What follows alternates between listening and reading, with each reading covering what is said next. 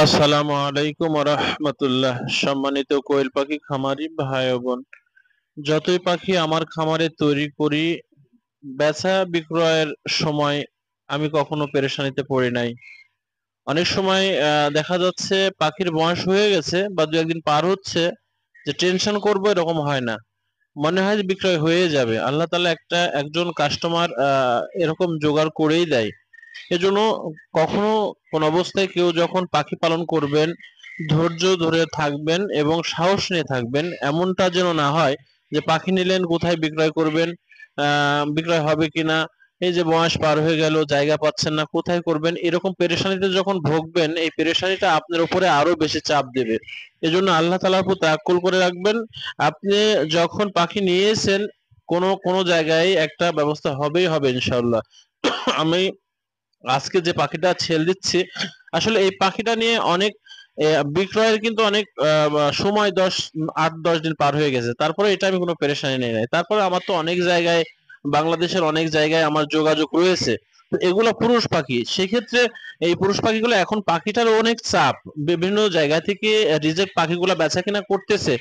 আর আরেকটা জিনিস লক্ষ্য রাখবেন, মেইন যে কাস্টমার আপনার, যেমন আপনার খামারে সর্বপ্রথম যারা পাখি টানে, তারা সাইকেল পার্টি হোক, ভ্যান পার্টি হোক, যে পার্টি হোক না কেন, তা- তাদেরকে কখনো ভুলে যাবেন না। তাদের ধরে রাখবেন, এমন একজনকে ধরে রাখবেন যে ওনার কাছে যদি কম দামে হয় ওনাকে ছাড়বেন না।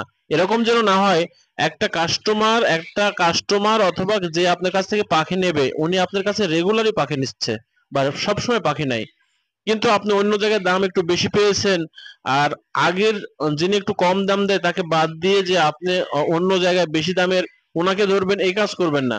ওনারা হচ্ছে বছরে 2 বার 1 বার আসবে, আর যিনি আপনাকে কম দামে নিচ্ছে উনি কিন্তু রেগুলার। এখন যদি রেগুলার কাস্টমারকে আপনি বাদ দিয়ে দেন যে আমি অন্য জায়গায় বেশি পাচ্ছি আপনাকে আর দেবো না, তাহলে খামার কিন্তু চালাতে পারবেন না।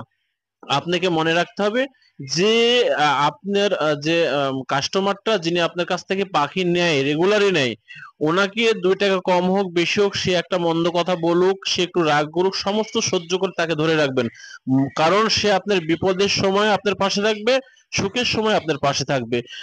কিন্তু যারা আপনার সিজনালি ব্যবসা করে, অর্থাৎ ডিমের জন্য পাখি নেয়, তারা তো 2 টাকা আপনার কাছে বেশি নিতেই পারে।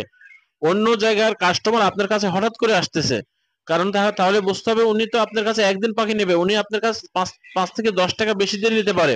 কিন্তু অন্য সময় আপনি তাকে দেখবেন আর সে নেবে না, কারণ অন্য জায়গায় পাখি যখন পায় না কেউ, তখন আপনার খামারে চলে আসে। আর যিনি আপনার কাছে নেবেন, ওইরকম একটি ব্যক্তি যিনি আমার কাছে পাখি নিলেন, ইনি আমার কিন্তু মেইন একজন কাস্টমার। উনি কিন্তু সাইকেল, অনেক পাখি নেয় আমার কাছ থেকে, কম হোক বেশি হোক,